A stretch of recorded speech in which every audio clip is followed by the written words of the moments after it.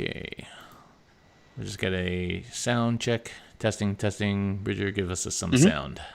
Yeah, that should be good.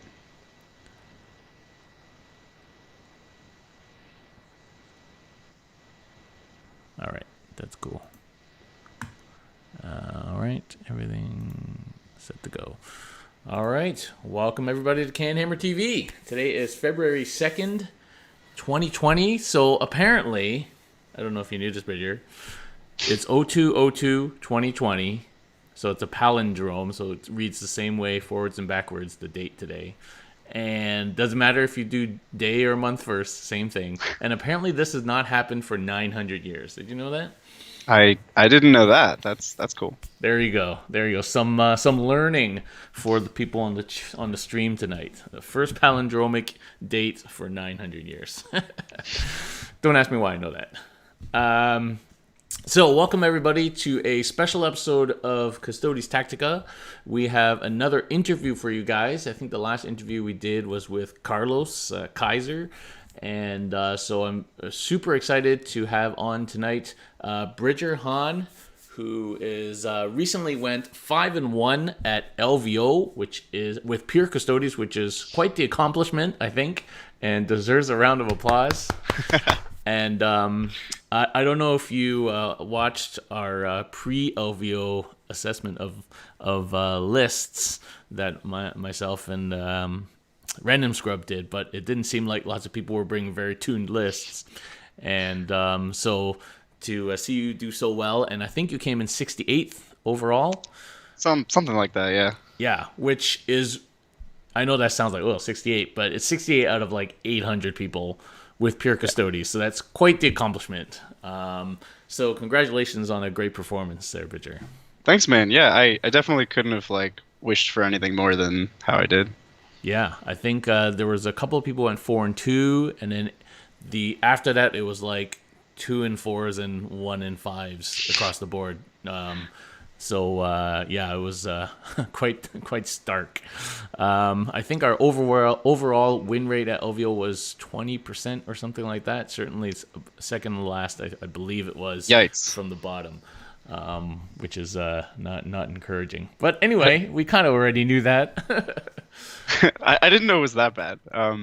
It certainly felt bad during the games. Like, it felt unfair, but I didn't know our faction was losing that bad. Yeah. So, Bridger, why don't you tell us a little bit about yourself, where you're at, and how you came into Custodes? Yeah. So, in the Warhammer world right now, I'm the producer for Tabletop Titans. We're in the Bay Area, so I hang out with Brian a lot. He's a really good Tau player. Pullen for everybody. Oh yeah, Brian Pullen. So something top 10 ITC. Yep. Great player. Really nice guy. And I used to be a Tau player before I met Brian. And then I started hanging out with him, and I was like, oh, I'm never gonna be as good as you at Tau. So gave up on that idea. Did you sell him your army? No. He has gorgeous models. He doesn't need any of my stuff. But he beat me with Custodes one day, and he beat me really badly. I was playing Tau, and he was playing Custodes, and it was like jet bike spam, a matchup that Tau should never lose. And I thought, wow, this army is really cool. It looks fun. I started doing some research, and it was the cheapest army in the game, and I was like, all right, cool, whatever. I'll just buy 3 or 4 of everything, and then I'll own a Custodes army. And I started playing it. BAO this past year was my first big tournament with Custodes. BAO and just passed? Yeah, 2019 BAO. Okay. And I went 5-1 with Custodes. I had triple Caladius, triple Pallet. Or actually, back then I wasn't even running triple Pallets. It was just triple Caladius and bike spam. Was that when the triple Caladius was still? It was the unnerfed Caladius, right? Okay. Yeah, it was sort of almost before people knew that it was good. It was before people started 3D printing it. I'll say that. Nobody does stuff like that. Yeah, so my one loss at that BAO was to Jeff, who was actually running the same list, but better because it was soup, so he had Guard and Admech. Yep. But that's sort of when I fell in love with Custodes. I was like, oh, it's so cool, they're the best at everything. They have great shooting, they have great fighting, really fun stratagems. if only you could get CP with them. Yeah, so that's like how I got into Custodes. Okay, and cool. So I think that's the first time I saw your name. I'm like, who's this Bridger guy? You know, he went 5-1 at BAO, losing only to Jeff. And I was like, that's pretty sweet. And of course, Jeff ended up winning that BAO. So that was pretty. Unfortunately, that put the Cladis on the map, and then it was downhill from there it was quite good for the Cladis for a while, and then it was the end of the line. Literally like a week before Space Marines came out, but that's another story. But so cool. So you've been like, how much do you get to play? Is that your only big event before LVO, or? So right when Marines came out, it was a bad time. I didn't know how bad Marines were. Like there's that Marine moment. Everybody has a game where they play against like really refined Marines and they figure out just how bad it is. And that was like Iron Hand's release. I was still trying to play Triple Caladius, Triple Palace against release Iron Hands, and I played a game against Brian in the studio, just like screwing around at night one day. And in a turn, I dealt like 3 damage, I think, in total. Yeah. And he picked up all my vehicles, and then we both agreed that I couldn't play Custodes anymore. So that SoCal, I switched to Ultramarines and did not do well. I went like 3-3. Mm-hmm. But then, like, I want to say 6 weeks ago, I was hating Marines. Like, I really don't like Marines, just because what they've done to the game. And I was talking to Brian, and I was trying to figure out like how to make Custodes work. And as a joke, one night after the stream, I was like, Brian, I have this crazy idea. Just listen. What if instead of all these cool toys, I just brought Custodian Guard with Storm Shields? Like, how many Storm Shields could we fit in an army? And will that survive Marines? And I presented it as like a joke. I was like, this is a stupid army. It's just a gimmick. Let's see what happens. And he thought about it for like a minute, and he was like, no, that'll work. Like, that's actually a real army. You should play that. So we like banged out an army. And 3 or 4 weeks later, I went to LVO. So that's what happened. Funny story. I played one practice game against Marines. It's an army built to beat Marines. I played one practice game against Iron Hands, got some raps, won the game. And then I played like 8 or 9 practice games against like just locals, right? Like not particularly great players, not particularly great armies, but not Marines. And I lost like every game. I lost like consistently. I would lose. I would get super close, and then they would just walk away, and I would get no kills and lose. But I stuck with it, took the army anyway, and that was like my return to Custodes. So like SoCal was the last time I played like a big event. I tried to go to all the West Coast majors, but I didn't play all of them with Custodes. So yeah. Okay, well, why don't you tell us then what this mystical list that you came up with? Okay, so the army is 2 battalions, which is like unheard of for Custodes. Double battalion, yeah. Our troops are so expensive and our characters are so expensive. But it actually like is sort of what makes the army work, is that I have enough units to survive on objectives, and I have enough command points to play with all our cool toys. So it's 5 units of 3 Custodian Guard, and then 1 big unit of 10. And you always put that in deep strike. You almost never start that on the board. Yeah.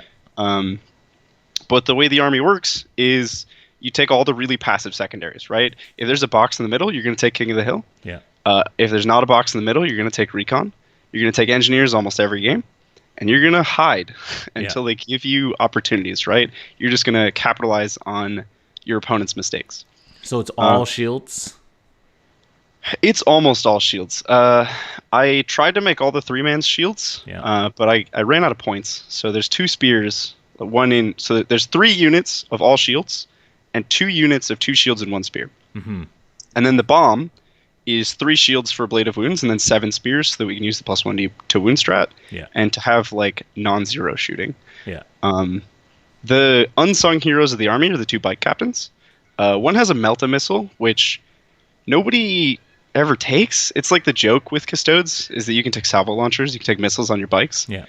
But when you pair that with the Warlord trait to reroll damage, then he's rerolling his hits for the heavy with blood games. He's rerolling his wounds because the melted missiles just reroll wounds. And then he can reroll that damage. And like all paired together, that one guy can kill a plane in a turn, right? And flyers are like a big problem with this Foot Custodes list because we're all walking. So. You got nothing, yeah. So he becomes like an answer to some of your bad matchups. And I guess you've got plenty of CP to throw towards victors.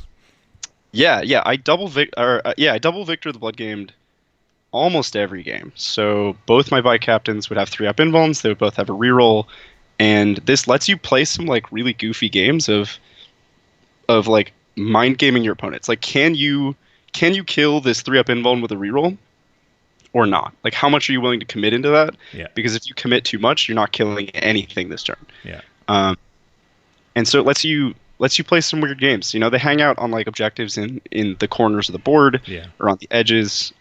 They run interference a lot, and they're your only answer to flyers.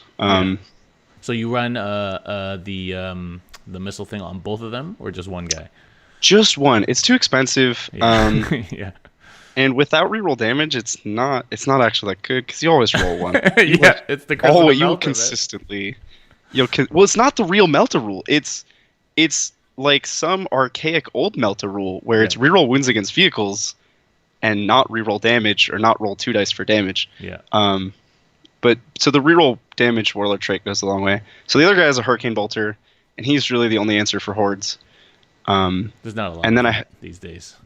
Yeah, not a lot of hordes. And then I have Trajan, a Terminator Captain, who is the only unit in the entire army that doesn't have a 3-up invuln, and a banner. And I took the +1 attack banner, not the -1 to hit banner, because Marines don't really care about -1 to hit anymore. Yeah. They're rerolling everything anyway. Yeah. And +1 attack, that 40-man blob, that 10-man blob has 40 attacks when they come out of Deep Strike. And with +1 to wound, that can like really mess some stuff up. They're wounding Centurions on 2s. Yeah. Unless they transmute. So, what was I going to ask you? So the Alaris captain was just because you needed that 4th HQ and. Sort of. So I needed a 4th HQ. Alaris captains Deep Strike themselves, so I can just sort of have him off the board and then decide turn 2 or 3. I need something on this objective, and I don't want to commit a whole squad to it. Yeah. Unfortunately, you can't engineers him because that would have been nice. That would have been but in a lot of games, he would just kind of sit on an objective somewhere and hide. He was honestly like the biggest liability of the army. He's the easiest kill for sure. But a lot of people don't know that. Yeah. So I kind of just scrape by hiding him somewhere. Yeah. Okay. That's pretty cool. So, like we've always been saying, it's really right now in this meta, it's a hide and try and win sort of thing, maybe with a bomb or two.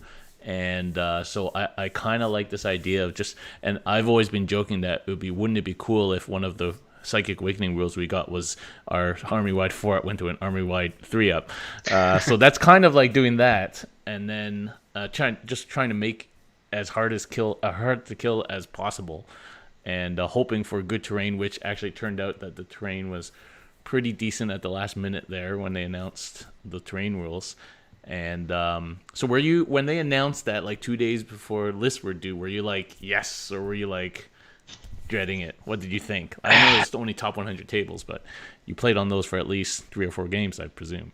Yeah, it was uncomfortable going into it. Like when I saw that, I was like, oh no, there is no terrain on these tables. Like 2 ruins, I can't play. This army capitalizes on boxes. I can't play with just 2 L ruins. Yeah. But the hills, like once you actually get there and play, the hills are nice. Yeah. And always having a ruin at the front of your deployment zone is nice. And a ruin big enough to fit my entire army in, it's cool because like that means you can't tremor shells everything. I can put 3, I can stagger my units and have all 3 on the front line, and you can only tremor shell 2 of them. So one of them's getting out there, and the banner's going to be behind them, which means 10 Custodian Guard are going to be in your face turn 2. And so like the terrain was kind of nice, but it was pretty scary. And honestly, flyers abuse that terrain like crazy. Yeah. We were lucky that like flyers kind of just got knocked out by the Brohammer list, because flyers just I have no play against flyers, especially not on those tables, because they just fly to the corners of the table and shoot into my L, and I lose. Yeah. Yeah. But the terrain was cool, and all my early games I had boxes to abuse, so that was cool. Yeah. Yeah. I think against flyers, if you don't have boxes, you're kind of screwed. Yeah. All right. Cool. So, let me see. I've got your pairings up here.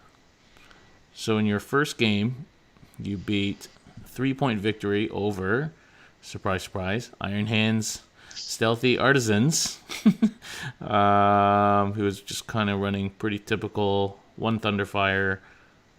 This was the guy with the Astraeus. Yeah, this dude had an Astraeus. 3 Invictor Warsuits. And I had never played against an Astraeus before. I knew that there were like some mysterious facts about could you buff the fake invuln with all these different things, and I had this conversation with my opponent at the start of the game, like you always should. It's like, okay, what's the terrain? What's your army? What is that? Because that's like the elephant in the room. And he started reading off guns, and I was like, okay, it kills whatever it wants. That's enough. And we don't even need to talk about your weird invuln thing because I have no guns. And we just kind of played the game. And you can't charge it either, right? It's like -2 or -3 to charge or something. Yeah, it's -3 to charge. I mean, I looked at it as a thing that was like, if I'm ever not in combat and outside of a building, I'm dead. Period. End of discussion. I can't charge it. I can't kill it. It has too many wounds. He's just going to heal it right back up. So I treated it as like a thing that I have to ignore and try to hide from. And you can't hide from this thing. It's gigantic. It flies. It moves like 14 inches or something. So the whole game was just like, can I get from this box to that box? Like, roll an advanced roll. Cool. I made it to that box. Like, next turn, it's a new advanced roll to a new box, right? And that was it. I got a little cocky with my bike captains. So I tried to like get a bike captain out to get a shot on something. I was trying to like kill his Invictors. And then he just flew the Astraeus over and killed a 3-up invuln with a reroll 5-up feel no pain bike captain. And I was like in shell shock. I was like, that's never happened before. I've never had one unit just kill a bike captain like that. And that felt bad. That was a stupid mistake. And then, worst of all, I tried to fight him. I was like, oh, there's all these Invictors. I can kill those in combat, drop my bomb down, +1 to wound, just kill all the Invictors. They're only tough 6, which means my 4s go to 3s with +1 to wound. They're not really going to get saves. Like their 3-up armor goes to a 6-up. But then they didn't all die, and I got a wrap. I got a wrap, thankfully. Like, yeah. I played the game reasonably well, but Marines are just good at everything. They're good in combat. Some chaplain came over. Some chaplain came over with a Relic Crozius. He was just like a chaplain, some guy that they just picked out of the ranks, and they gave him a Relic Crozius, and he was bopping Marines on the or Custodes on the head for 3 damage, and I was like, cool. Trojans D3, and your random chaplain has flat 3. Cool. Oh man, don't talk about that. That's we need an errata that says actually we were wrong. All your D3s actually straight 2 or 3 damage. But yeah, so I clinched it out. The last, I want to say 2 or 3 turns of the game, I didn't move a single model. So I all my stuff was dead except the things that were in buildings, and I was like, cool. Let me show you like how this game's going to score out. I'm not moving. I'm going to max out these secondaries. You have no combat threats near me. He charged with the Astraeus, which was cool. It's kind of like a knight in combat. But it just doesn't have enough attacks at weapon skill 5, so like it didn't matter. So I just scored out that game from like turn 4 by just sitting on an objective and winning. And so you went with the usual like engineers recon. Yeah, so I did something kind of dumb. I was kind of like warming up for the tournament, and there was a box in the middle. But there was like no real way for me to get to the box. Yeah. The distance between my box and that box was just too far, and I would lose anything that tried to get there. Yeah. But I saw this box when we sat down, and I was like, cool, I'm going to take King of the Hill. Engineers, there's 2 objectives next to the box. And Big Game Hunter, because he had 1 million vehicles. And I did not score a single point of King of the Hill. which was bad. But I got all my engineers. I think I got 3 big game, and then I just held more every turn for the entire game. Yeah. And a lot of turns neither of us killed anything, so I won. Yeah. There you go. Yeah, 23-20. Just because that's a close game and a low scoring game for sure. Yeah, with this army, you definitely have to be prepared to get low scoring games. Low scoring wins, low scoring losses. You're going to be at the bottom of your bracket all the time. Yeah, yeah. So just before we move on, the Astraeus, actually, like, how big is it compared to, say, like a Clades? Clades isn't even like a reasonable comparison. I just got an Orion. It's actually in the trunk of my car right now. Mm-hmm. But it's almost Orion size. I don't know if you've ever held an Orion. It's massive. But the Astraeus, like the Orion is all wing. Yeah. Like it has a big hull and then it has big long wings. The Astraeus is just all one big honkin' chunk of resin. It's like, I want to say 14 or 16 inches long and like 8 inches wide. It's gigantic. So it's like a mastodon. Yeah, it's a big shoebox that you put on the table and assert dominance over your opponent with. Oh man, that's hardcore. All right, yeah, I was like, I don't think I've ever seen one actually, let alone played against one. But you have to be pretty hardcore to get one of those. Yeah. Okay, round 2, you won 33-16, so a pretty resounding win for Custodes versus Alex, who was playing. Surprise! Oh no, he was playing. He was Deathwatch. Deathwatch, yeah. Yeah, Alex Ganaway. He's a buddy of mine. He's a Western California guy. Every tournament we go to, we end up pairing somehow. Deathwatch and a night. Yeah, Deathwatch and a night. This game was a little unfortunate. On deployment, there was an objective, there's an objective in the middle on mission 2, and there was a building, like an enclosed ruin, like a giant one, the big ITC enclosed ruins, smack in the middle of the table, and Alex and I, we've been through this a million times. We're like, cool, randomize which direction it goes, pick deployment zones. And then I won the role to deploy first, go first. And this was one of the only times I ever wanted to go first, because I was like, you need to get on if I could just get my entire army in this box, I've already won the game. So I did. He didn't really have melee threats. Like, he had some good characters, but they're not going to kill 25 Custodian Guard. So I apologized profusely at the start of the game. I was like, Alex, this is going to be one of the most boring games of your life. I'm sorry. I placed my objective on the other side of the building, advanced my whole army into it, and then the game was pretty much like open and closed, done. And he was not content with this game being boring. He wasn't going to let me just sit in there, and he started just charging his whole army into the box. Like, he charged all his characters in. He was having them fight twice. He was charging like inceptors and aggressors. Everything went in the box. We had a party. It was a fun game. And the knight's just standing outside, obviously, couldn't do anything.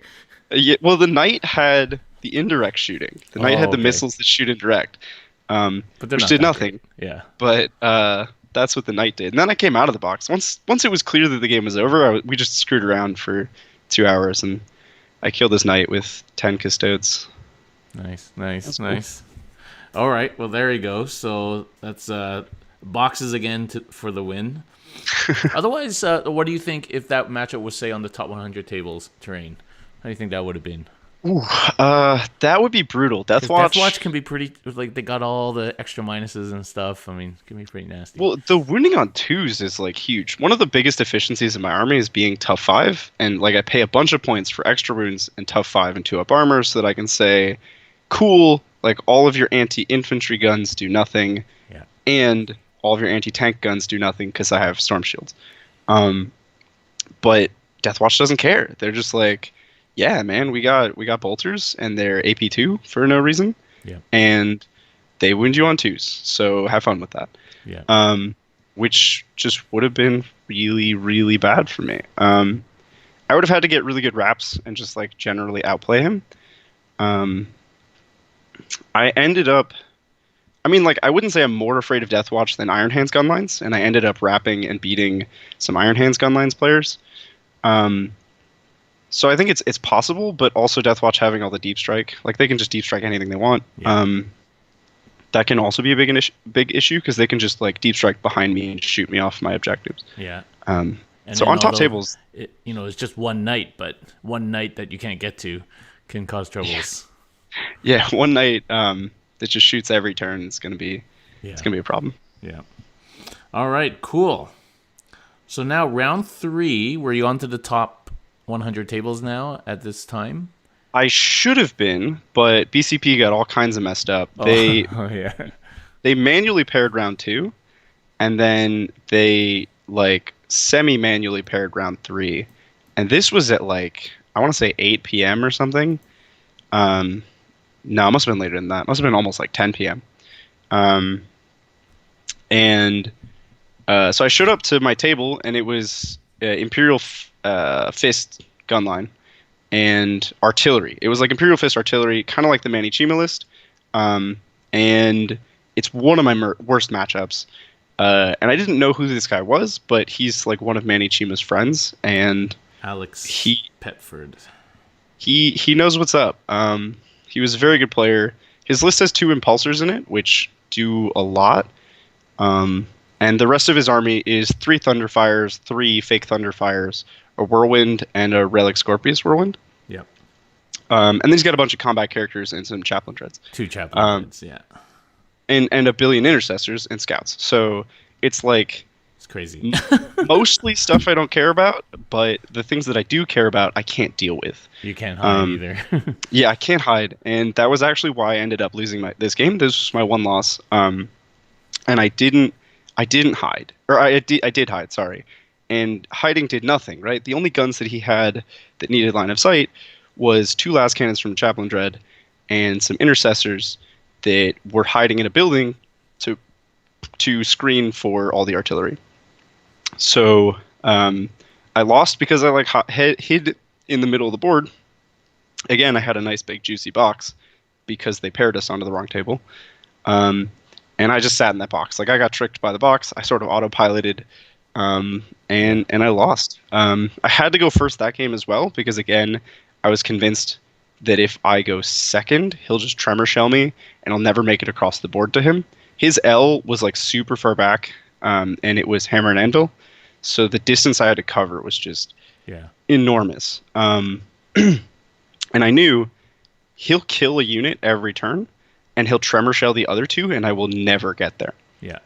So I was like, okay, I have to go first. I won the roll. I went first.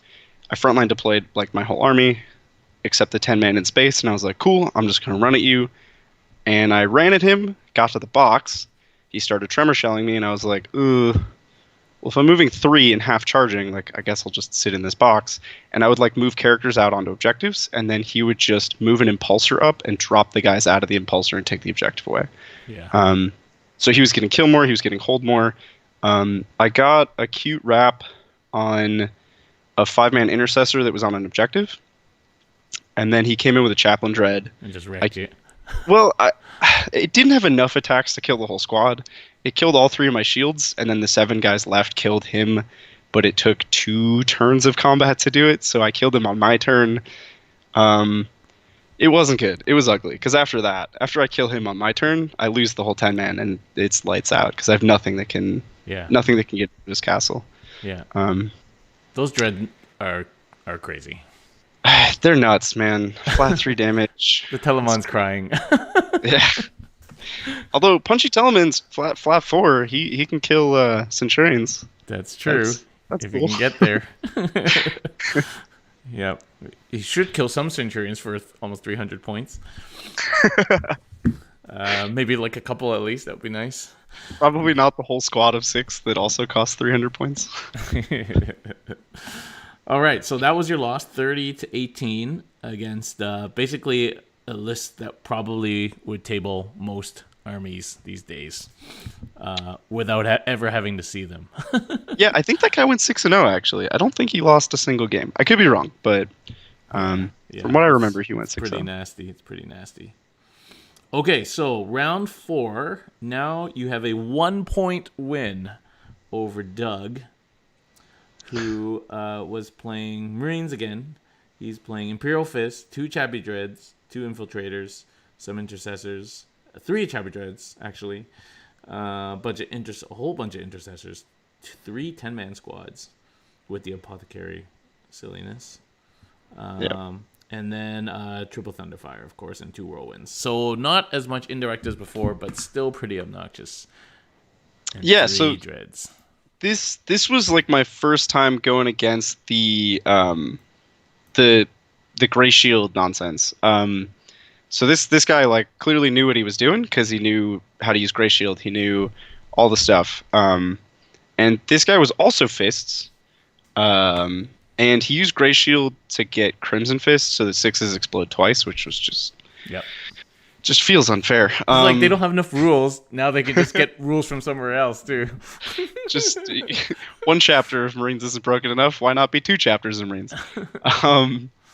So the scariest part of his army is all these intercessors. He had like 50 or 60 intercessors with stalker bolt rifles. And this was one of the games that I had to start the 10-man on the board. This guy had infiltrators, which people have stopped taking infiltrators. The existence of infiltrators sort of eliminated all the deep strike threats. Like the fact that you could run into infiltrators means you can't really run a list based around deep striking a big bomb. Yeah. But this guy actually brought the infiltrators, right? He brought the thing that causes me to not be able to play the game I want to play. So I had to start my 10-man on the board, and I had to go first again. So I started on the board, advanced my whole army into the building. Again, building in the middle of the table. It's great. No top 100 again. Because I lost. I think by now they'd fixed the pairings. Okay. So only my last 2 games were on top 100, and it didn't really change the game a whole lot. Yeah. But this game, I had a box in the middle, and there was also an objective next to the box. It was great, but this guy tremor shelled me like all the time, and I was like, "All right, well, you're not going to get a kill, and I'm not going to get a kill, and I'm holding more." There's 5 objectives in this mission. 2 of them are in my backfield next to boxes that I have a character next to, or engineers or something, and then 1 is in the middle next to this building that I have my whole army in, and I did this thing that I love to do where you perch your bike captains on top of a building directly over your troops. So you tell your opponent, you're like, cool, trigonometry, the hypotenuse is longer than either of the legs. So in order for you to be closer to this bike captain to shoot him, you have to be on the same level as him, right? Or higher than the ground. You have to be above the ground. And I went through this speech and I was like, cool. We agreed. And he was like, on his turn, he was like, okay, so if I move these guys up, can I shoot your bike captain? And I was like, yeah, I guess. It's like 6 intercessors. He moved him to the top. And then he shot my bike captain, and he rolled like 3 6s to hit. So his 5 shots became, or his 6 shots, because there were 6 intercessors, became like 8 hits or something. Add a -1 to hit because chapter masters are cool. And then a bunch of wounds go through, and I was like, you're winning on 5s. This was scary. And I had to make a bunch of saves, and I didn't. So my bike captain takes a bunch of damage turn 1 to the first shooting of the game, scared the daylights out of me. And then I looked at him, and he looked at me, and he was like, all right, I'm going to pay 3 CP, and this 10-man's going to shoot your bike captain. And I was like, yeah, all right, cool, fun game. So I lost a bike captain turn 1, lost my warlord, and spent the rest of the game sort of scrabbling back into it. There were too many Marines to even try to fight them. Yeah. Like, the 10-man wasn't deep struck, it was on the board, and he could just tremor shell it every turn, so it'll never get into combat. So it just kind of like waddled towards him every turn. And I got a Tanglefoot wrap, which this was like the first Tanglefoot wrap that I had done in the entire tournament, where you don't actually wrap something, you just touch it. Yeah. And you say, cool, what's your move characteristic? Okay, well, tell me how far you would need to go to be outside an inch of me. All right, I Tanglefoot you, you don't have enough move, you're stuck in combat. That was cool. I think in this game, I got maybe 4 kills. I think I killed 4 units. And I just scraped by like repeatedly touching artillery and getting quasi wraps and just being obnoxious. Like, just have units that refuse to die in a reasonable way. Have units that take so much to kill. Put them in places where they're hard to kill, where they're annoying, where they win the fight. it was an exhausting, grueling game that I should not have won, but we both made enough mistakes that I could capitalize on his and pull it out. It was still super close. So how did you get to his artillery? Like, Yeah, so the unit that quasi wrapped, a unit of three that just Tanglefoot wrapped a unit of infiltrators. So my three man that was up against his wall. So he has like a wall of intercessors. yeah. My three man comes up and just touches it. And up here is a building where all his artillery is. And after I kill him, I just walk out of combat, walk towards the building, and charge in. And there's a bunch of like characters and stuff to charge into and touch artillery. And then, funny story, Thunderfire cannons have a 3-inch move. So you know what that means. If Tanglefoot rolls 2 or higher, they're not going anywhere. Yeah. But you didn't eat like Chappy Dreads to the face right after that? That's the problem with charging these marine castles. They got all these freaking punchy dreadnoughts and characters that just wreck you. Yeah, so the funny thing about having 50 Marines and 3 Chaplain Dreads is that he's fists. He still takes the heavy penalty. So he doesn't really want to move his Marines. But he has so many Marines that are in the way of his Chaplain Dreads. They couldn't get there. That they couldn't really get around. And he doesn't want to leave gaps, right? Like, because I will charge in and kill a Chaplain Dread. Towards the end of the game, Trajan just walked in and cut a Chaplain Dread in half and walked out. In the same combat, Trajan double fought and killed 0 infiltrators. He did not kill a single model. That happens. But, Trajan just walks in and kills a Chaplain Dread. So, like, he knows how dangerous I am in combat. He knows that he has the advantage. He knows that I have to come to him. So he doesn't really leave holes for his Chaplain Dreads to get into combat. And Tanglefoot's a cool tool because you can just use it all the time. You're just like, all right, that's not falling back or that's not getting out of the way of the Chaplain Dread. That's going to fail its charge. You just keep manipulating the battlefield. And if you only have like 3 pieces to play with, you can put a lot of thought into where you put your 3 pieces.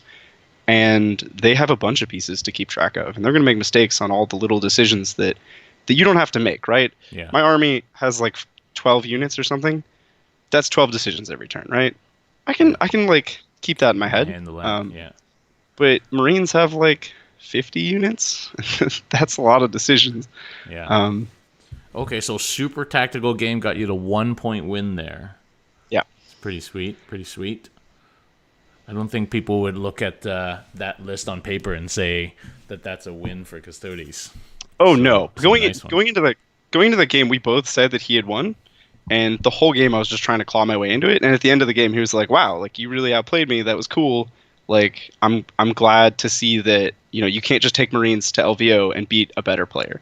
And as a segue into the next game, that this was a common sentiment. I don't know if you saw it. There was a Reddit thread by my next opponent who said, I've played like 15 games of Warhammer in my life, and I went to the LVO and I went 4-2. And of course, the Warhammer competitive mods took it down immediately because it was like not the message that they want to send. But I had a great game with this guy. So this is my round 5 opponent. Yeah. So you I get won to the table here 23-20 against Kyle. Yeah. Yeah, so I get to the table, and his army is like one of the scariest armies I've ever seen. It's almost the Brohammer list. Yeah, Iron Hands, Relic Leviathan, 2 Thunderfires, Chappy Dreads, all the Intercessors, 4 Centurions. He had Ferris, which was... And Ferris, yeah. Who's which stupid. Ferris is stupid for the points that he costs. He makes Trajan cry. Yeah. Literally, Trajan's like, yo, dude, how'd you get all that shit? But the one thing about his list that was interesting was his Leviathan had a claw. So it had 1 storm cannon and 1 claw. And what that means to me is I can't just pile into it and wrap it for the rest of the game because it'll kill me. Yeah. It outfights anything in my army, which is stupid because it also outshoots everything in the game. Yeah, even with just 1 arm. Yeah. So and you can't kill it when it's Iron Hands. Yeah, it's totally unkillable. He can throw wounds, and he knew even though he's played like very few games of Warhammer, he knew all the stuff. Yeah. It was only the very like weird niche rules that he didn't know. Like he didn't know Grey Shield. I walked up to the table after my last game, and I was like, okay, cool. So I get your list. Like I understand how all this works. I don't see Indomitus Crusaders. Do you have Grey Shield? And he was like, I don't know what that is. And I was like, great. I'm only playing against 1 chapter of Marines. I can handle that.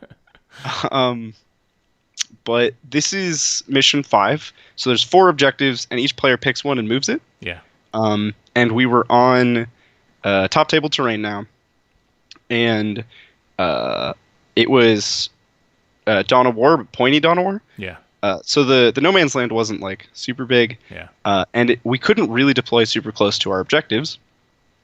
And in that table, there's 2 hills on that deployment on top tables. There's 2 hills that sort of run the length of the table in the middle, that really restrict line of sight. So I moved my priority objective towards the center of the board. I moved it like away from my deployment zone and towards the center of the board because I knew I could just stick my Terminator Captain on that objective and hold that forever, and he'll never get shot because the guy's not going to cross into my deployment zone. And so I'll hold more for the entire game. Or I'm not going to hold more, but I'm going to hold that one because like getting shot off objectives really sucks for me. Yeah. And then all the way in the back, my other objective was like just close enough to this hill that I could hide my engineers behind it and just sit there the whole game. Yeah. So that unit and that Terminator Captain were the only 2 things alive at the end of the game, which was cool. So he made a few like really rookie mistakes at the very beginning of the game, and it cost him the entire game. He moved his priority objective away, which was fine. He moved it like all the way into the corner. And he sat a Thunderfire and both of his engineers unit on it. Yeah. And then I moved that side, I moved my objective towards his. Turn 1, I move a bike captain onto the objective, pass to him. I'm like, cool. Like, you're not going to kill anything. I'm not going to kill anything. I'm going to score engineers all game, and now there's this bike captain in your face. Because this guy didn't have enough artillery to kill a bike captain indirect. He's sitting right up, snug up against a hill. He's not going to get shot. And he is in charge range of taking this bonus objective away and killing the engineers on my deep strike turn. So like if the stars align, I just steal like 10 or 12 points. Like it's a huge swing turn 2. And the stars did align. So the rest of the game he just bodied me. I threw all my Marines into the middle of the board to threat overload because I knew I was deep striking on turn 2. I just pushed everything into his face. And he didn't kill me in shooting. He killed me in combat for the rest of the game. Chaplain Dreads are insane. Mm-hmm. Leviathans with Claws are insane. And I just couldn't really stem the tide. Like, I was getting outfought. I brought an only combat army, and I was getting outfought by shooty Marines. But that early decision to put both of his engineers on one side of the table, like, the way to beat my army is to split it up. If I have to split up, I'm going to lose. I have 1 bomb and 2 bikes, and they have to go together. So he didn't split me up. He put his priority objective and his Thunderfire and his engineers in a corner away from his death ball. And I just like snuck into that corner and scored bonus every turn from 2 on. So sorry, you dropped your bomb into that corner. No, I had to drop my bomb in the middle of the table. Okay, so just the one bike captain took out that whole corner for you? A bike captain and a 3-man squad. So I deep struck 2 units this game. Okay. Because I had sort of learned from the last game that deep striking a second unit would be pretty good. I learned how this army works, like this particular army, over the course of LVO. Like I was still learning every game. So a bike captain and 3 custodian guard took out 2 units of 5 intercessors and a Thunderfire cannon, which I don't think is unreasonable. And there was just a huge like slugfest in the middle of the board. Which didn't matter. Yeah, it didn't matter, but it got him a ton of kills. He got all of Gangbuster, all of Marked. Every Marine player, they would take Gangbuster and Marked, and I was like, okay, cool, those don't stack. Like, as soon as you score a point for one, you're not going to get the point for the other. And they ask me if it's possible. If I table you, will I get all the points? And I say yes, and then they do it anyway. And then they get all of those points, and I'm sad. Yeah, exactly. So this game was really almost decided like turn before the game even started. Like he made a couple of mistakes that were pretty major mistakes very early in the game, and he couldn't really right the ship as the game went on because he had to deal with all this death ball of Custodes in the middle. You know, there was like 22 custodian guards sitting in the middle of the board running at his gun line. He had to deal with that. It took him like 3 turns to do it, and by then the point differential was just too big. He almost tabled. He still only lost by 3 points, though. and he almost tabled me. Like Yeah. it was a brutal game. Yeah. All right. Cool. So in that matchup, do you think the top 100 table terrain helped you more than like a box would have? Ooh, good question. No. My army is designed to abuse boxes, Yeah. and his dreadnoughts can't go in boxes, and he Yeah. only had like one or two Thunderfires or something. Yeah. So it So would have I been think, better. yeah, I think it would have been like my game one, where I would have just sat in boxes and declared victory. Like turn four, I've been like, cool. If you don't get a kill for the rest of the game, I've won, and if you do, then I'll have to play the game. But like, it would have been pretty similar if I had boxes to play with. And you made that decision then, in a pretty kind of hide and win type army against a pretty crazy shooting army that you just had to commit a couple units and go for his back, like his double engineer, little corner thing, Yeah, because he can't score engineer. That's like a 8 point swing. right, right. It was bonus every turn, and it was engineers, and it was hold more, right? Because I'm taking an objective away from him, and Yeah, all his stuff is slow, and he wants it to be fighting all my custodes. So it was actually like a 12-point swing or something yeah, stupid. yeah. Okay, pretty cool, pretty cool. All right, so at this point you are 4-1 going Yeah. into round 6, and you are playing Mark Torres, who has a very interesting list at this stage of the tournament. So he is running guard. He's got a shadow sword with all the sponsons, heavy bolter sponsons. Then he's got a brigade. It doesn't actually say what Acadian. Yeah. So company commanders. It's a brigade. All the infantry, double astropath, armored sentinels, which is interesting. Two bazies, some mortars, a wyvern, and then the triple tank commander to learn tank commander, which I feel is quite obnoxious. That stupid relic battle cannon Talarn commander. Just shoot. So first of all, before you describe your game, it's interesting to me that this list made it all the way to that point because he must have been 4-1 as well. Yeah, yeah. So it was a funny story. Going into this game, we started to have like pretty long breaks between games, and I was looking at the pairings, and I had the exact same score and points as Brandon Grant, and I was just like praying to pair with Brandon Grant. I was like, that would be amazing. I would love to play him, and maybe I could win. That's a matchup that's not bad for Yeah, Custodes. yeah, Canonically, Custodes beat guard. yeah. Um, I didn't pair with Brandon Grant, but I paired with guard, and on the table to my left Was was Brandon Brandon Grant. Grant also playing against guard. So it was like a pocket. I made a joke that was probably in poor taste. I think it was misinterpreted. Somebody came by and I was like, "Oh man, we're on the narrative tables over here. Like none of these armies should be in the top, right? Like why do we have Custodes and guard over here?" Um, Did but Brandon hear you? yeah, Brandon was not happy. Um, but this guy's army like had teeth. It doesn't look good on paper, right? It looks like a bunch of stuff that Marines can kill, but if he goes first, if the Marines deploy in a way that he's able to shoot anything, and this guy goes first, he's in good shape. A Shadow Sword can kill a whole unit of Centurions. Yep. The plasma tank commanders are really good at killing intercessors. Yep. The list was not bad. Like he definitely thought it through. He can deep strike a bunch of his tanks because they're Talarn. Like the Vestroyan for +1 to hit on the Shadow Sword. Like he had a bunch of cool combos. He knew his army. He knew how to play the game. It was just a really bad matchup for him. He came in. He built an army just like me. He built an army to beat Marines, and then he paired with not Marines, unfortunately. So this game was pointy hammer and anvil, and it was top 100 tables. So we both had ruins to hide in. Yeah. And he basically backlines his whole army. Like we go through what my army can do and how durable it is, and how I have no guns. And he's like, "Cool, starting everything on the board. I have a car park at the back here, and it's wrapped in guardsmen. Cool." And I was like, all right, cool.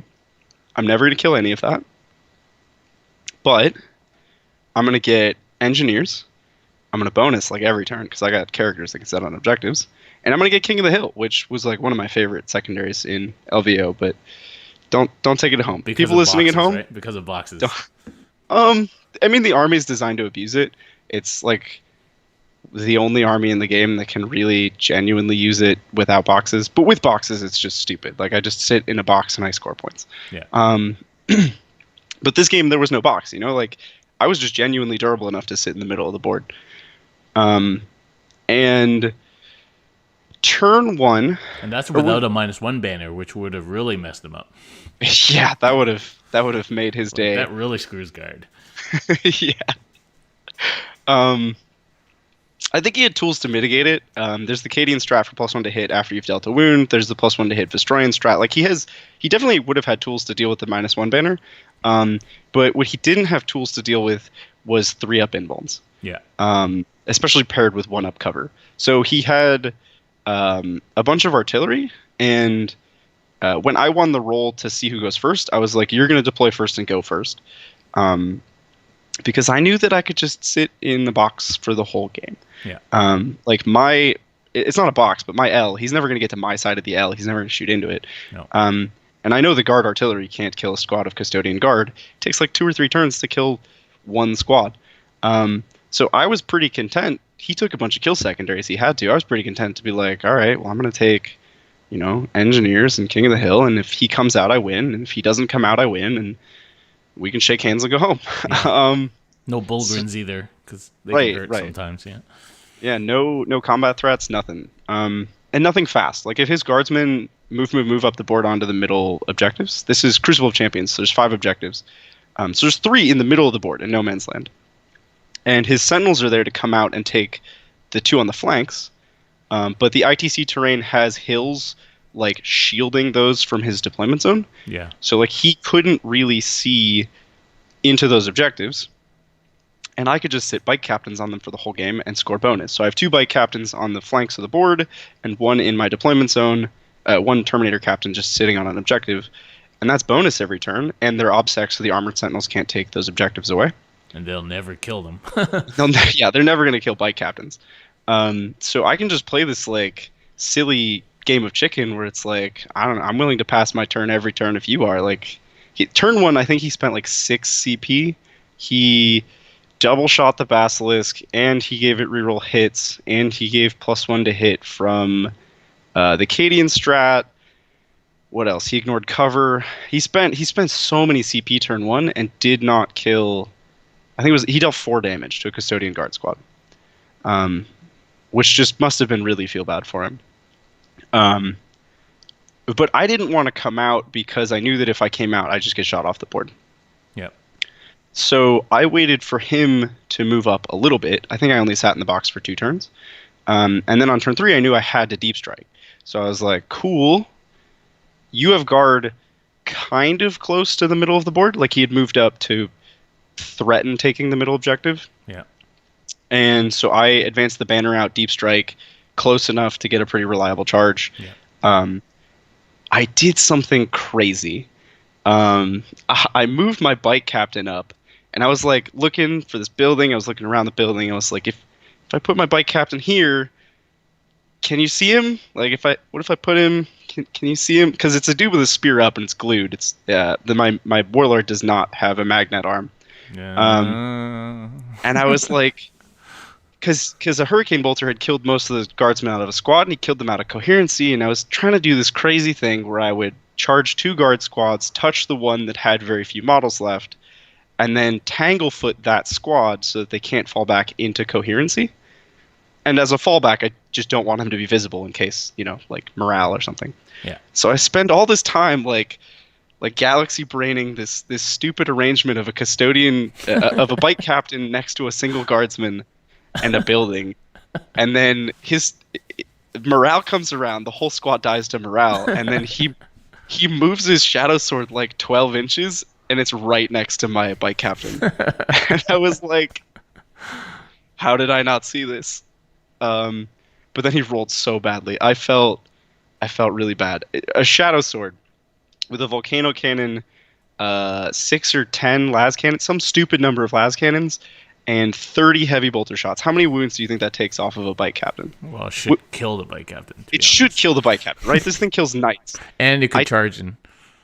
And it did charge him. I took 0 damage. Oh.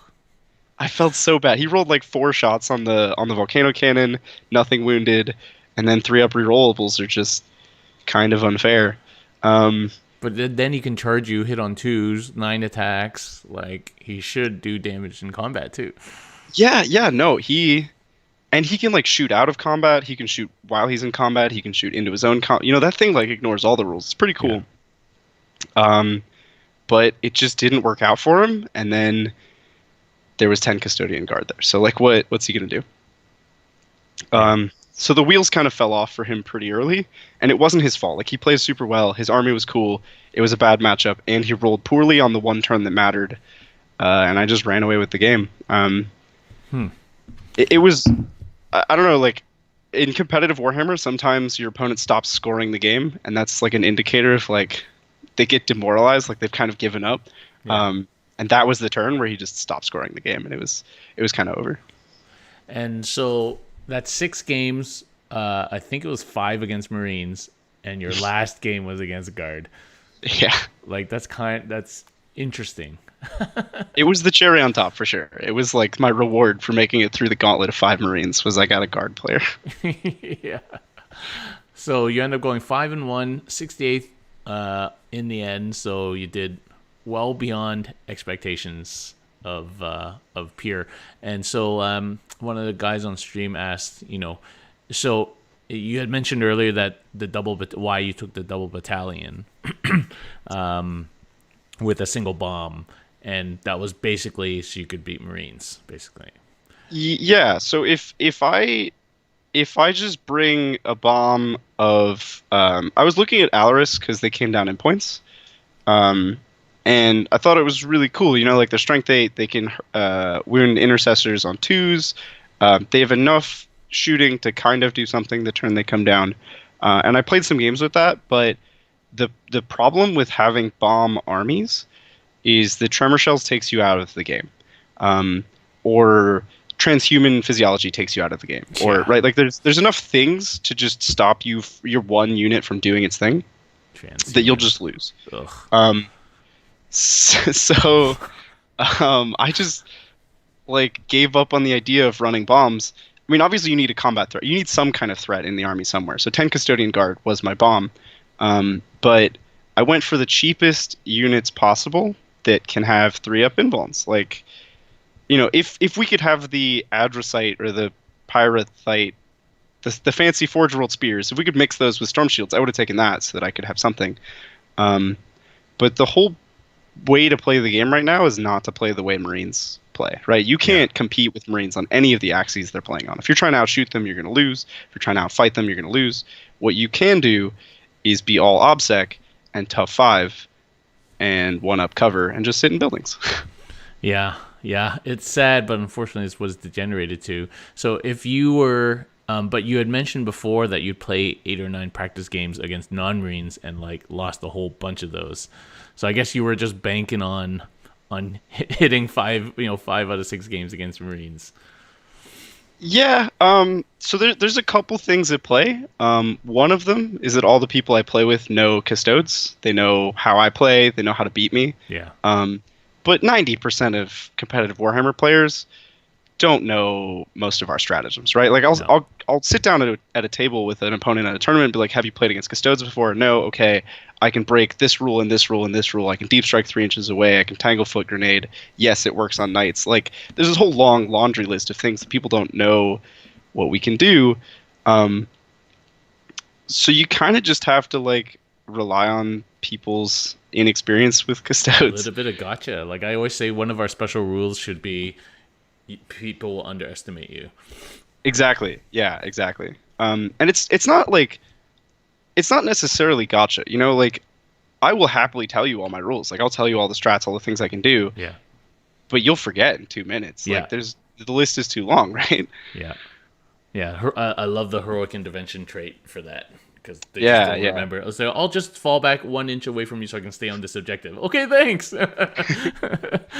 Yeah, if I had faced like Raven Guard or White Scar's Assault Sense, that was my plan, was to just have an interwoven entire army of heroic intervention. If you charge anything, you charge everything.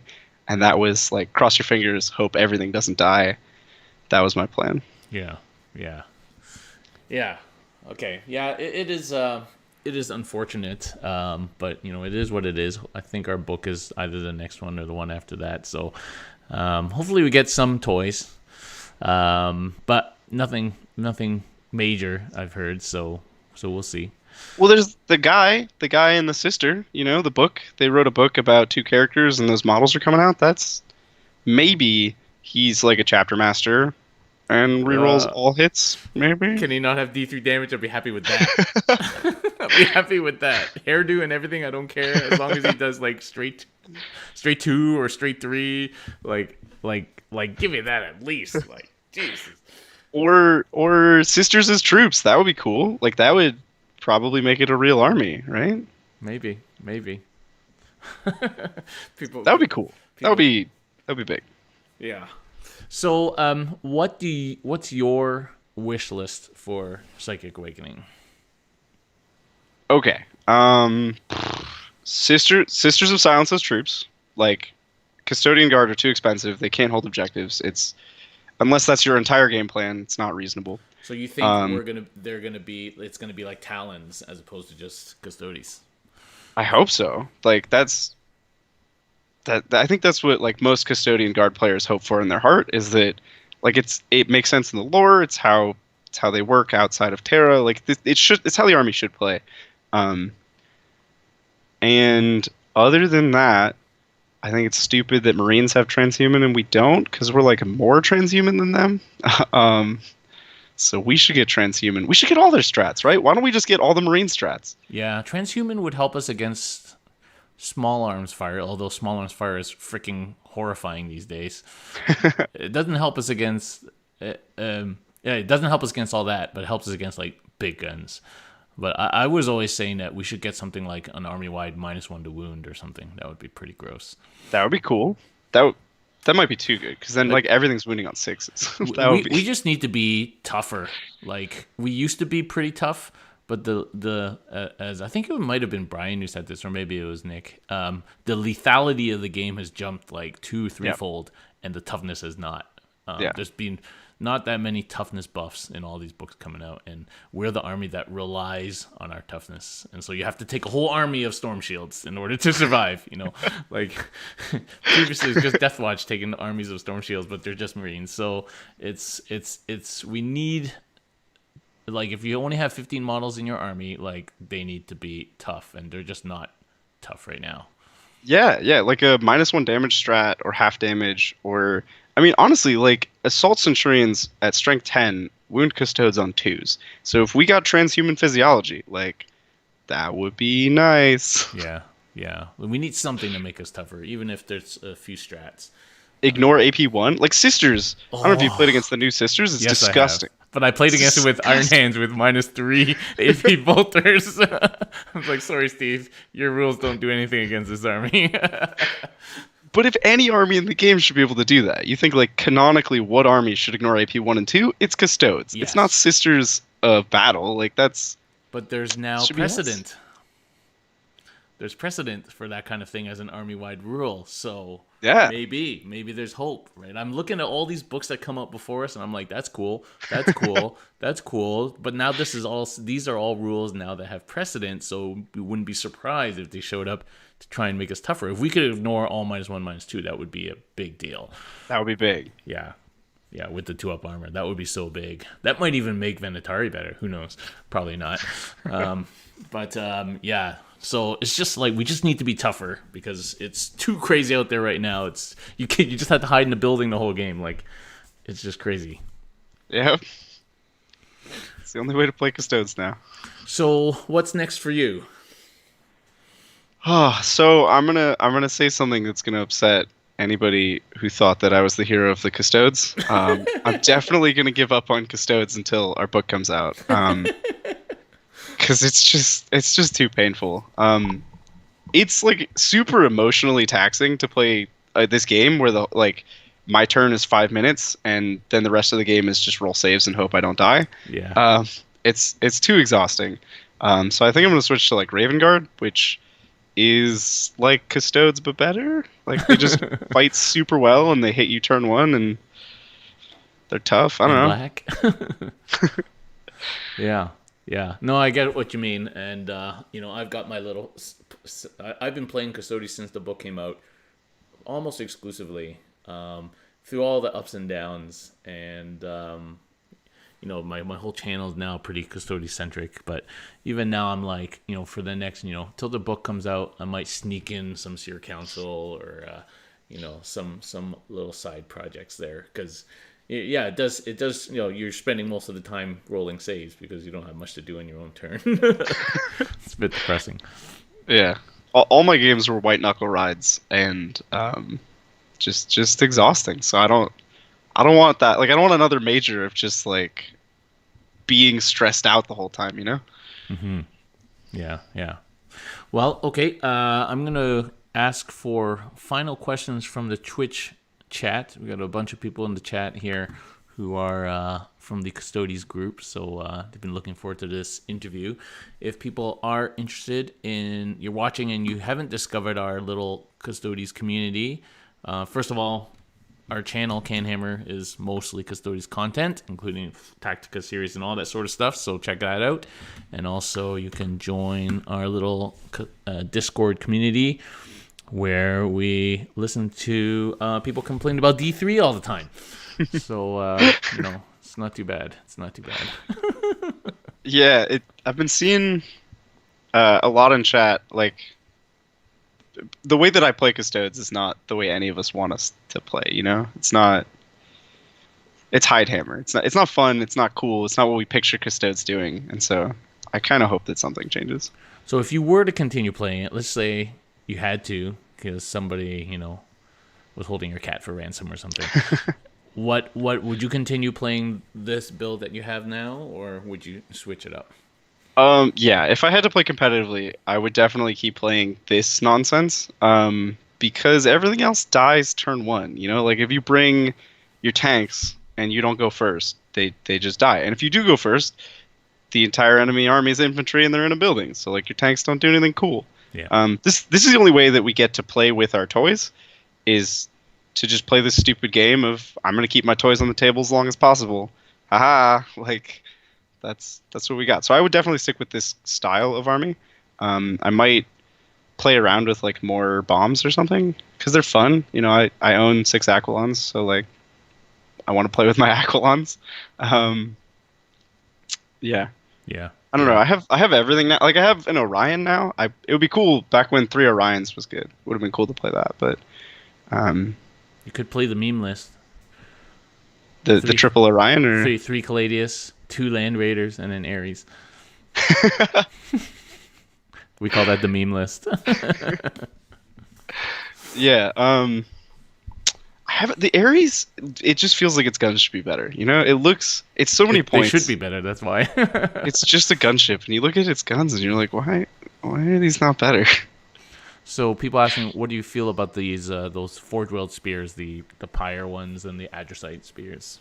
Oh, they're great. They're awesome. They're just a strict upgrade to regular spears. There's one problem: you can't mix them with storm shields, and storm shields are the only way that this army functions now. So, like I said earlier somewhere that like if I could take those spears, I would. I was totally on the bandwagon of the shooty troops. I'm forgetting their name, but Sagittarum. Like Sagittarum. Yeah, like I was totally on the Sagittarum bandwagon as soon as they came out. I was like, this is amazing. We have shooty troops. It's going to change the game. They did. And it didn't, because they just get shot, right? Like the problem is they don't have storm shields. So if we could mix storm shields with the cool spears or the Sagittarum, that would be dope. Army-wide 3-up. This is one of my suggestions. Yeah, I know you like the Sagittarum came out. I didn't buy them. Then they became troops, and I bought a bunch. And then it was like, and I tried them out. And I'm like, these guys just aren't good. It's like, yeah, I'm throwing some heavy bolters down the field, and then I die. Like it seemed really lackluster. So yeah, it would be cool if you could shield and spear, but it doesn't seem like it's in the cards, and we're unlikely to get a full rewrite. So it is what it is for now. And I just think so you could run like a bomb of dudes just with like Melta spears or whatever, but then you don't even get in Melta range when you drop, and it's just like. What? And Melta is like, it doesn't even matter. You could have a damage flat 6 gun, and the invincible Leviathan just eats all of that, and one Marine dies. So like, yeah, I don't know. It's just bad. It's bad. Let's see. What especially mix and match spears would be cool. Yes, it would be. Good old Custodes getting to shoot one shot from their Mega Doom guns that do nothing if they miss with short ass range. Yeah.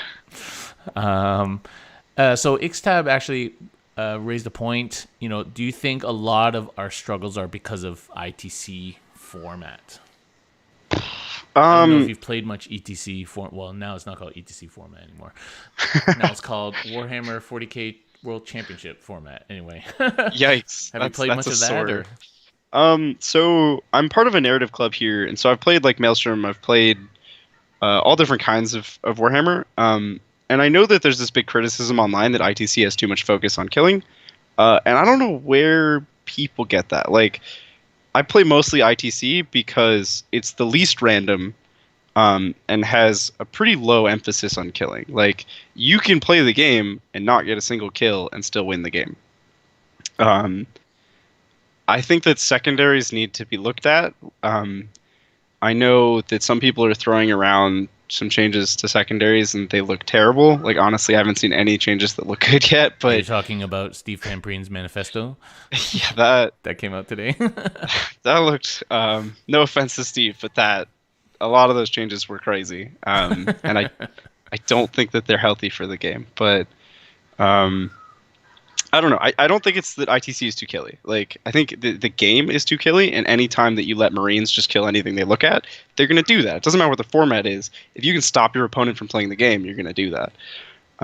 Yeah, I've been playing a bunch of ETC leading up to CanHammer Team this weekend, and the result would be the same. It's just that now it's harder for you to score points at all. Exactly, right? Like, If I can't kill anything, then half of the cards do nothing. Yeah. So I know you're not playing Custodes anymore, but if you were, how would you deal, or how do you feel about Grey Knights now? Oh, they're terrifying. Two damage smite Grey Knights like across the board is just like my worst nightmare, right? That means that like 5 smites kills a full Custodian Guard unit. And I have no defenses against that, right? Yeah, I'm sorry. Six up is not defense. When we get a maximum of 2 denies. This is why I think Sisters as troops would be cool, because they're like psychic immune, right? It's in their rules that nobody's ever seen because no one's allowed to play them. But like, they just ignore all psychic. They can't be affected by psychic. So then we would have a defense. But enough of that. Grey Knights are terrifying. On Tabletop Titans, we just did this past week. We did a Grey Knights episode for the new Psychic Awakening, and we got a lot of rules wrong. The rules are really complicated, and it's going to be a hard army to play, but it's going to be super strong. And it's one of the things that I considered switching to from Custodes, because it's another very elite, like cool, like the best of the best army. But I think they're too hard for me to play. They're on the cusp of competitive. I don't think that they're going to beat Marines right now, but they're interesting for sure. Mm-hmm. So, Random Sub's asking, he's a big fan of Hector Rex and Calexis now as auto takes in this GK meta. Now, we haven't seen the GK meta yet, of course, but my personal feeling is that those 2 dudes still isn't enough. It's easy to play around them, and it's not enough. Well, because you can block off like 2 points, right? You pick 2 opponents on the board, and you're like, if you're closer to these guys, you're not going to do anything. But Grey Knights teleport; they can be anywhere. They'll just like jump their whole army in a Storm Raven or something elsewhere. They'll drop and they'll kill you, right? Like, you can't protect your whole army with just 2 models. 200 points, 2 CP, like, it's a big investment. Yeah, it's scary. And then, Thousand Suns, I guess, apparently not quite as impressive as the Grey Knights, but already, Chaos with a bunch of Psychers was already kind of bad for us. But apparently people think that Chaos is going to just disappear now because of Grey Knights. Yeah, I've heard people say that. I think people always have these like extreme reactions to when rules change. Like any rule comes out and they're like, "Oh, everything's changed." So like Grey Knights coming out, they think that because Grey Knights can beat Possess Bomb, that we'll just stop seeing Possess Bomb. That seems a little extreme to me. The Possess Bomb army also has a bunch of denies. Yeah, I think that Chaos is such a wide faction. Like that would be like saying Imperium's going to disappear because Lord Discordance came out. Like it's just such a big mega faction. You can't just say Chaos is going to disappear. Yeah. But I think Grey Knights are pretty strong. I think Blood Angels and Grey Knights are in a situation now where they're these two super skill focused armies. You can't make mistakes. You have to move in the right place every time. You have to get your powers off. But they start playing this like 3D chess game of like just outsmart your opponent and you can win. Mm-hmm. Mm-hmm. I think most of those Grey Knight units, except for this Paladins, which seem like they're basically unkillable, are still 3-up save Marines with 1 wound. So Exactly. and no invulns. So if you can survive a little bit, and not that many of them either, you'll get through those guys. So I think that's the saving grace for Grey Knights, or maybe their ultimate downfall is they're still old school Marines, not Exactly. 2 wound Primaris. 5-up invuln and 5-up feel no pain and. Well, and they're like super expensive old school Marines. They're paying for their smite, they're paying for their loadout, their Stormbolter, their force weapons. Like they pay for all that. Yeah. So you gotta really be on your stuff to take best effect of all of that. Yeah. Just like Custodes. They used to pay a lot. They pay less now. So we wonder, in the same vein as Marines, whether sequential points drops to try and make them good over the years, and then now a whole bunch of rules on top of that makes them too good. That's the fear, because that's probably what happened to Marines. Like they just got dropped cheaper and cheaper and cheaper, like 3 or 4 times. Bolter Discipline, that didn't do anything. This rule, that didn't do anything, and then all of a sudden, boom, and now they're like everything on top of each other is just too much.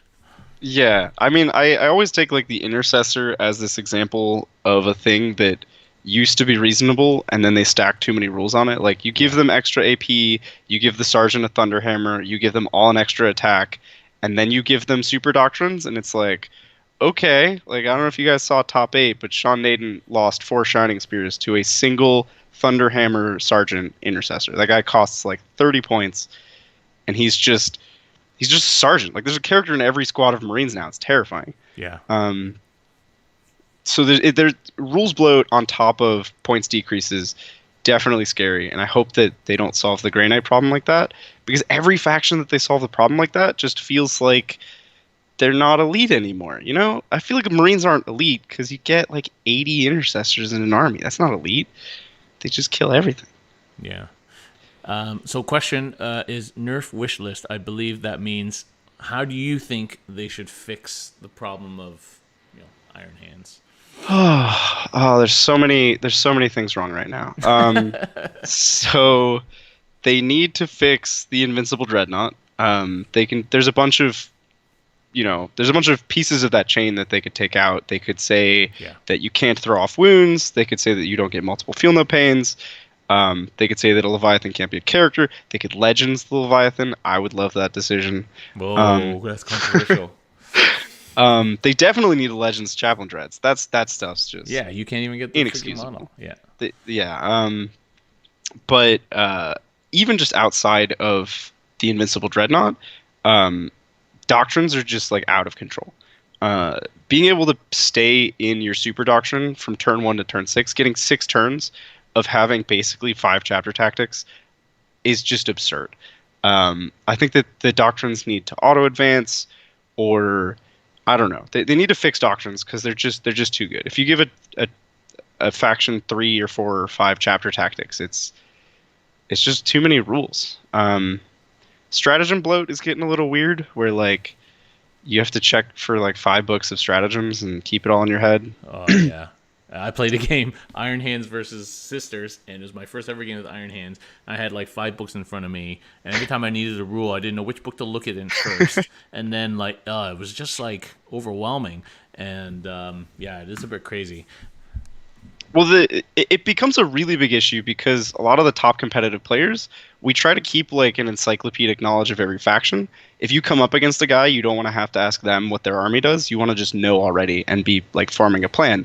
But now that factions have like 20 pages of stratagems, it's just we can't keep up with this many rules. There's only so much we can memorize.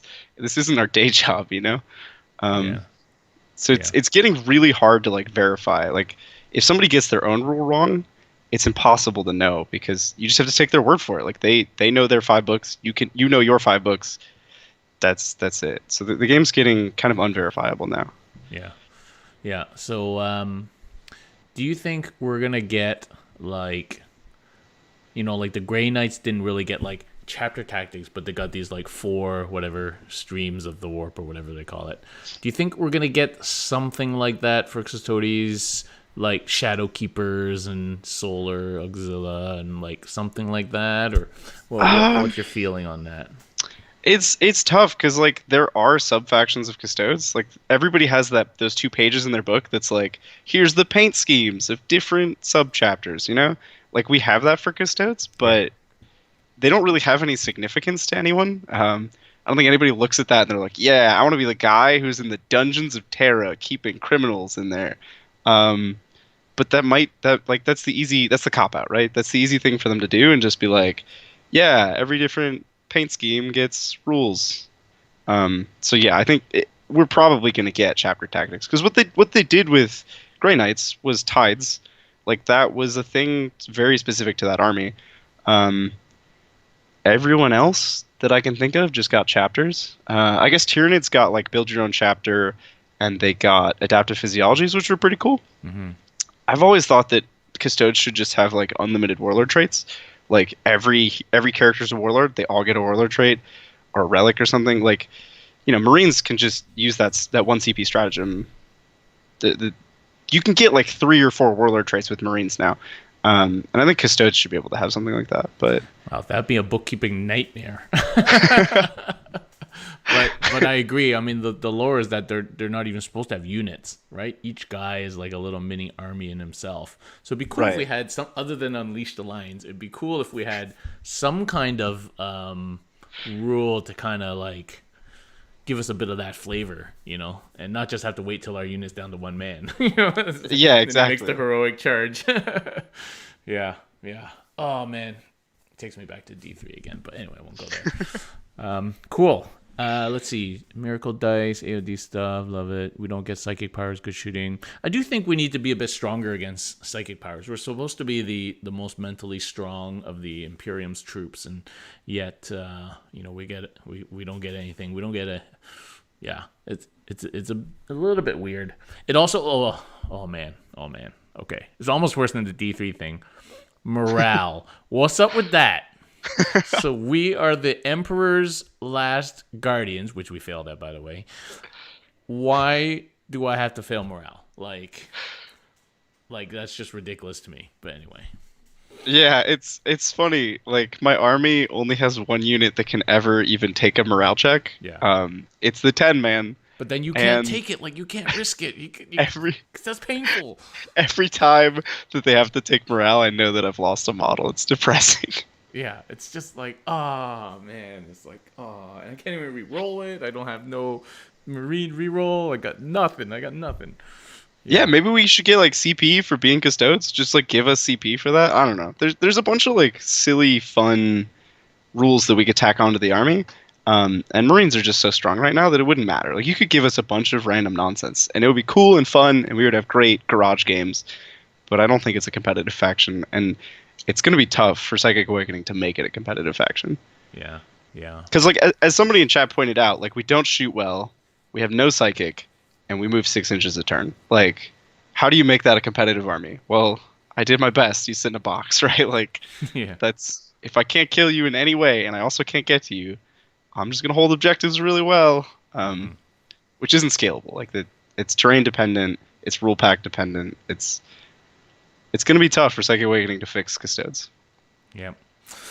Well, on that dour note, No, seriously though, congratulations on your LVO. That's amazing, and it's amazing to hear your thoughts behind it and how you end up playing all those games against some pretty crazy, like the list that everybody fears, basically, and doing so well. So congratulations on that. And Thanks, man. thanks very much for joining us. It's great to talk to you and to virtually meet you and hear about your experiences. So that's amazing. And hopefully you'll return to the fold at some point. I'm sure I will. All right. Thanks very much, Bridger. And